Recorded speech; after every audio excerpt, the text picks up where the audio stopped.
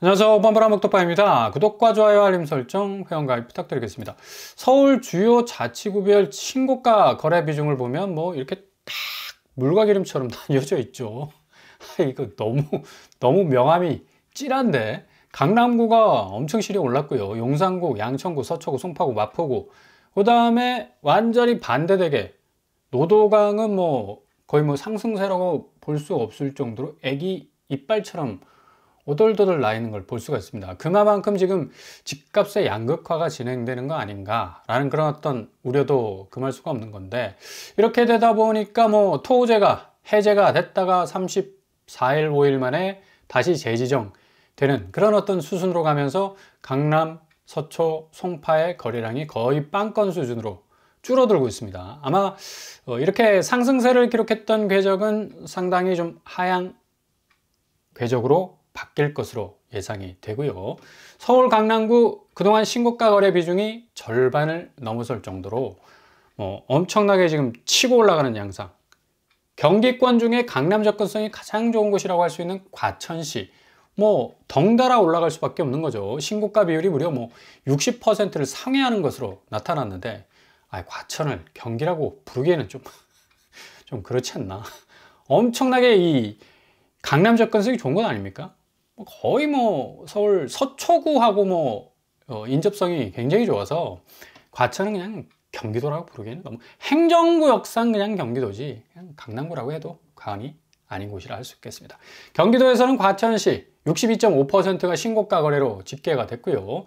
프루지오 서밋, 레미안 슈루, 과천자이 등등 주요 고가 단지를 중심으로 거래가 형성이 되고 있었는데, 작년까지만 해도 과천 쪽은 굉장히 그래도 반토막 나지 않을까라는 공포 심리가 쫙 확산될 정도로 엄청나게 집값이 흔들렸습니다. 근데 올해 상반기에 토제가 딱 풀리면서 과천까지도 거의 풍선 효과식으로 상방 압력을 계속적으로 받았던 펌프질을 엄청나게 했죠. 그만큼 지금 과천시의 아파트값 지금 고점으로 지금 올라섰기 때문에 이것도 내려오는 수순도 상당히 급속도로 또 꺼질 가능성 높겠고요. 일단 과천 위버필드 여기 84제곱이 당시만 해도 9억, 10억 정도 되는 어마무시했죠. 그 정도의 어떤 분양가를 찍었었는데, 얘가 줍줍이 2022년도에 나왔었습니다. 8,500명 정도가 8,500명이면 구름인파 아니지. 지금 세종에서 줍줍을 하면 11만 명, 또 흑석자리 같은 경우는 300만 명 정도 모이지 않았습니까? 그 정도로 어마무시하게 모이고 있는데, 2022년도 정도는 그래도 어느 정도 분양가 상한제가 약간 살아있었던 그런 해였기 때문에 이 정도 모인 것 같고요. 이 과천 리버필드가 59제곱이 8억대, 84제곱 10억대입니다. 여기 무순위 줍줍이 나올 것으로 또 소식이 전해지고 있고요. 여기 일단 84제곱이 10억이다. 이거 현금으로 진입하기에는 거의 불가능한, 현금 부자 아니고는 불가능하죠. 근데 여기 30평대가 23억을 합니다. 10억대니까 거의 13억 정도 차이가 나죠. 전세가 역시도 지금 84제곱이 9억에서 10억 선으로 유지되고 있기 때문에 충분히 뭔가가 답이 나올 수 있는 여지가 있다. 11억 3천 정도 찍고 있는 와중에 있기 때문에 충분히 분양가를 쳐낼 수 있는 전세 보증금을 확보할 수 있는 그런 메리트가 있다고 할 수가 있겠죠. 지금 과천이 어마무시하게 지금 집값이 올라가고 있는데, 과천 리버필드도 상당 부분 약세 현상 그대로 보였고요. 지금 궤적을 딱 봐도 지금 최고점을 찍은 그런 이후로 계속적으로 지금 펌프질을 하고 있는데, 이거 무순위 줍줍 10억대로 들어간다면 이거 거의 전생에 나라를 구한 것이나 마찬가지라 할 수가 있겠죠. 일단 여기 한번 기대를 해보시고요. 그리고 4억에 분양받았는데 16억 됐다. 무슨 말이냐? 수도권, 그래도 나름대로 교통호재가 껴있는 민간 참여 공공분양 당첨이 되면 내가 3, 4억에 들어갔는데 지금 12억, 16억 정도 되는 수순으로 내 집값 자산 가치가 그 정도로 증가를 했다는 얘기인데, 3기 신도시 중심으로 조금 이 서울권과 경기권 외곽 쪽으로 벗어난 지역 말고 그래도 어느 정도 교통호재가 도파민이 팡팡팡팡 터지는 그것들 중심으로 해서 지금 오름세를 유지하고 있다는 얘기입니다. 이런 의미에서 지금 동탄 제2신도시에서 공공분양을 분양가 상한제 딱 이마에 갖다 붙여놓고 맞박에 딱 붙여놓고 나오는 그런 동네가 있지 않습니까? 동탄 포레파크, 좀 헷갈려.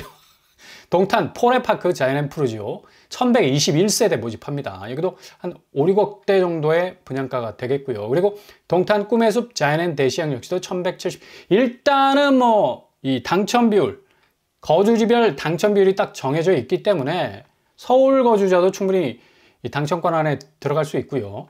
1000세대가 넘어가는 어떤 분양 물량을 소유를 하고 있기 때문에 충분히 확률을 높일 수 있는 가능성이 있다고 할 수 있겠습니다. 여기 트램 호재가 터지죠. 208역이 생기기 때문에 충분히 동탄역과 가까워질 수 있는 그런 호재를 안고 있어서 그냥 뚝 떨어져 있는 어떤 경기 외곽의 공공분양 단지가 아니다라는 걸 말씀드릴 수가 있어요.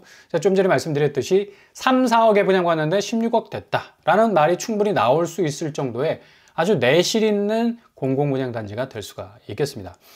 뭐 이렇게 되다 보니까 광교 신도시 몇 년 전에 분양했던 자이앤힐스테이트 분양가가 뭐 직격해서 거의 4배 정도 뛰었습니다. 여기 광교 신도시 자이앤힐스테이트 전용 84제곱이 분양가가 3억 8천이었어. 여기도 무슨 이 집집이 나온다고 지금 막 설레발들을 치고 있는데 뭐 나와봐야 아는 거니까 일단 조심스럽게 잘 지켜보시고요. 광교가 한 달 전에 무슨 이 집집 나오지 않았습니까? 어마무시하게 뭐 20만 명 이상 지원을 했었죠. 근데 광교 신도시 자이앤힐스테이트는 2000년대 중반에 나온 곳이라 여기가 어떻게 무순위가 나올 수 있을까라는 물음표를 던질 수밖에 없는데 여기가 물량이 풀릴 예정이라고 합니다. 3억 8천이니까 지금 뭐 가격 시세가 15억 8천. 야, 거의 뭐 6배, 5배, 6배 정도 올랐네. 4배를 지금 뛰어넘는 그런 상황인데 여기서 주목할 필요가 있겠죠. 뭐 어차피 공공분양이라는 것은 초기 비용을 확실하게 줄여나갈 수 있는 곳이니까 뭐 전세 보증금도 뭐 6억 정도, 뭐 매물로 나와 있는 건 8억 정도 지금 확보를 할 수가 있는 곳이니까요. 3억 8천이면 와, 2배 정도 전세가를 깎아줘도 전세 보증금 확보하는 데는 전혀 문제가 없어. 그러니까 내 돈 빵원밖에 들지 않는 그런 곳이라고 할 수가 있겠네요. 그리고 다산 신도시, 여기도 공공분양이었죠. 다산 이편한 세상자해가 분양가가 진짜 한 4, 5년 전에 공공분양은 정말 착했어. 분양가가 3억 2천만 원. 그러니까 세종에서 지금 나오고 있는 분양가, 무순이 집주 분양가가 비슷하죠. 3억대라는 걸 알 수가 있고요. 단지가 이렇게 참하게 조성이 되어 있는데 다산 이편한 세상자해가 지금 9억에 거래가 되고 있습니다. 그러니까 3억 분양가에 9억이니까 2배, 뭐 2.6배 정도 올랐다고 했는데 뭐 3배 정도 올랐다고 해도 과언이 아니고요. 매물로 나와 있는 그런 어떤 이 가격 액수도 뭐 10억이 넘어가는 것도 있으니까 충분히 경쟁력이 있다고 할 수가 있죠. 자, 이와 비견해서 또 이편한 같은 브랜드입니다. 요번에 이편한 세상 대장 퍼스티움, 여기 이 대장 홍대선이 개통이 되지 않습니까? 이렇게 되면 강서구 쪽하고 또 서울 진입로 홍대역까지 가는데 뭐 20분밖에 걸리지 않아요. 어찌 보면 경기권 부천이지만 상당히 빠른 속력으로 서울로 진입 가능할 수 있는 뭐 서울 접근성이 뭐 끝판왕이라 볼 수가 있겠죠. 여기는 뭐 당연히 지켜보셔야 되고요. 신혼희망타운하고 일반 분양, 공공분양으로 나오기 때문에 신혼희망타운은 젊은 사람들한테 좀 특화된 부분이 있어서 좀 소형이지만 그래도 충분히 내 집 가치로서 좀 안정적으로 테두리를 칠 수 있는 그런 어떤 이 메리트가 충분히 있다고 볼 수가 있겠고요. 사전 청약 당첨자 접수가 이제 시작이 됐습니다. 5타입이 5억대. 이게 중요한 게 대출이 중요한 건데 고정금리 1.3% 그리고 30년간 LTV 몇 퍼센트? 70%까지 대출이 가능합니다. 그러니까 금리도 낮아. 대출 파이는 굉장히 넓어. 그렇기 때문에 충분히 내가 대출을 좀 사용하는 데 있어서 가용하는 데 있어서는 상당히 이점이 있을 수 있는 그런 메리트를 가지고 있죠. 그리고 우선 공급 비율 30%, 20%, 50% 내정이 딱 돼 있어서 서울 거주자도 충분히 당첨권 안에 들 수 있을 가능성 높다는 얘기입니다. 분양 일정은 5월 10일 오늘부터 내일까지는 사전 청약 당첨자 접수를 과연 여기 얼마나 포기할까? 별로 포기하지 않을 거예요. 대장 홍대선이 생기기 때문에 상당히 좀 교통호재도 터지고 이 서울권과의 어떤 접경 지역이기 때문에 많이 포기해봤자 한 100여 명 내외 될까? 그리고 본청약은 5월 14일, 15일. 그러니까 이번 주에 시작이 되는 겁니다. 좀 잘 지켜보실 필요가 있죠. 아무튼 이런 공급들이 좀 많이 터져 나와야 되는데 지금 건설 경기가 너무 안 좋아서 공공부장도 지금 긴가민가 할 정도로 뾰족뾰족 나오는 어떤 공급 물량을 보여주고 있는데 공급 줄이고 집값 잡겠다는 건 모순입니다. 그죠? 시장 왜곡만 부추길 수 있는데 공급도 민간 분양처럼 이빨 그냥 분양가 꽉꽉 눌러서 나오는 게 아니라 정말 분상제 확실하게 적용되는 그리고 교통 호재가 터지는 것들 중심으로 공급을 늘려나간다면 충분히 집값을 잡을 수 있는 여지가 있겠죠. 분상제가 그래서 중요하다는 얘기입니다. 민간 분양 아파트 아무리 분양하면 뭐해? 그죠? 60% 이상이 지금 1순위 미달을 지금 기록하고 있는데 지금 지방 미분양도 지금 악성 미분양으로 번져나가고 이게 쌓이다 보니까 당연히 공급 과잉이 될 수밖에 없지. 공장에서 아파트를 찍어내는 게 아니라 한 3년 걸려서 아파트 지어내는데 분양가가 너무 높아. 그러니까 사람들이 손절을 칠 수밖에 없는 거죠. 고분양가 문제 고스란히 생길 수밖에 없겠고 지금 대출 문제도 꽉 막혀 있잖아요. DSR도 7월 달부터 당장 1.5% 가상금리가 붙기 시작하는데 당연히 부동산 시장이 얼어붙을 수밖에 없는 거고요. 건설사 입장에서도 아파트 공사 다 끝났는데 통장에 돈이 안 꽂히네. 빵원 꽂혔답니다. 그러니까 건설사들마저도 이 돈떼이기 지금 생겼고 지금 건설사에 물려있는 PF 자금 문제, 이금융권하고 딱 직결되어 있지 않습니까? 전국 미분양 규모가 이런 식으로 계속해서 눈덩이처럼 불어날 수밖에 없겠다. 그래서 지난 2월 말 총 7만 61호가 악성 미분양으로 또 분류가 될 수밖에 없는 그런 잠재성을 가지는 그런 미분양 사태가 계속적으로 쏟아져 나오고요. 집을 잡으면 뭐하냐고. 원금 이자 갚기가 지금 후달리는데. 그래서 법원 경매 폭증할 수밖에 없겠고 지금 영끌 하신 분들 이자 폭탄 못 견뎌서 도저히 빠져나올 수 없는 유턴할 수 없는 테러를 구축할 수 없는 그런 상황 속에 처해 있다는 얘기죠. 이런 상황들을 고스란히 보여주는 선제지표 중국 부동산이죠. 중국 부동산도 지금 부동산이 4년째 지금 늪에서 헤어나지 못하고 있는 상황이라서 매수 심리가 굉장히 지금 꺾여 들어가고 있습니다. 그래서 중국 정부가 더 과감한 부양 조치를 지금 취하고 있는데 그렇게 넉나간 그리고 혼수 상태에 빠진 중국 부동산이 살아날 기미가 안 보이네.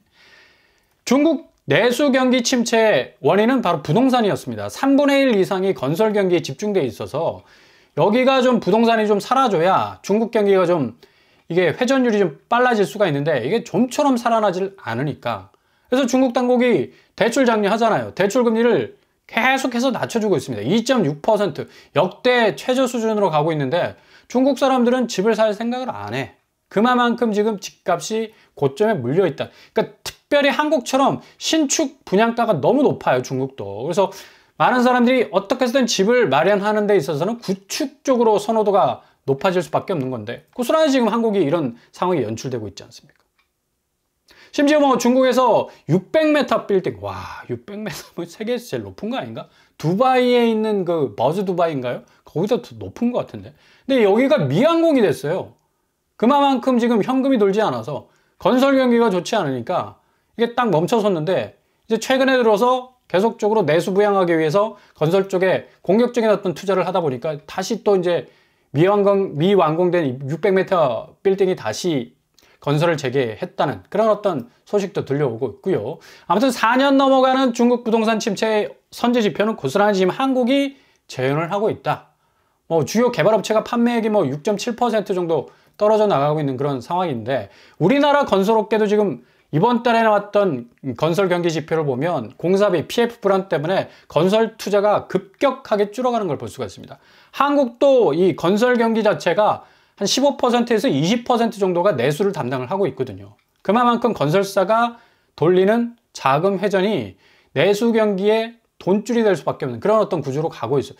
이렇게 부동산 시장이 완전히 얼어붙고 지금 고점에 물려있는 분양가 그리고 시장을 왜곡하는 가격들이 난무하다 보면 수요가 붙을 수가 없잖아. 이러다 보니까 지금 현대건설조차도 작년에 1조 2천억 정도 어닝 쇼크가 발생을 했습니다.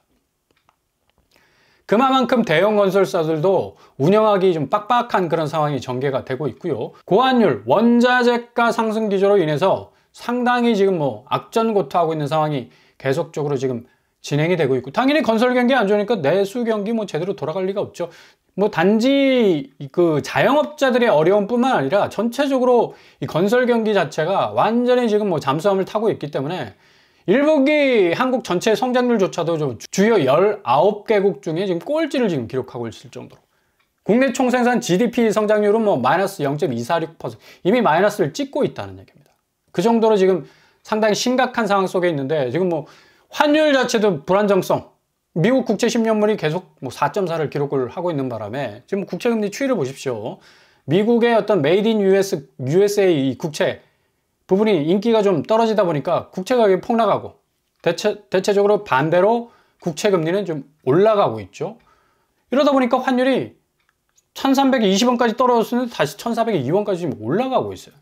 그러니까 이거 뭐 자체적으로 부동산 시장이 뭔가 경쟁력을 가지고 치고 나가기란 참 어려운 시장이 됐다. 금융위기까지도 뭐 생각할 수 있는. 집값의 추이는 확실하게 구축은 하방 압력으로 갈 수밖에 없고요. 어쩔 수 없이 분양가는 계속 올라가는데, 이 분양가를 좀 잡아내서 수요를 좀 몰리게 하는 그런 어떤 분상제와 같은 시스템이 다시 부활해야 될 그런 어떤 이 포인트가 됐다는 얘기죠. 과천의 상승세가 뭐 고스란히 이런 모습들을 보여주고 있고, 앞으로 공공분양은 참 좋은 실익을 가져올 수 있는 하나의 시스템이 될 수 있을 가능성이 높습니다. 어쨌거나 저쨌거나 분양가 상한제가 여기는 살아있으니까. 그래서 많은 사람들이 몰리는 거고, 뭐 미분양, 악성 미분양 전혀 날 거 없잖아요. 회전율이 빠르니까. 또 많은 사람이 접근성이, 이런 여러 가지 부분들을 잘 감안하시면서 접근하신다면 좋은 기회 잡으실 수 있을 겁니다.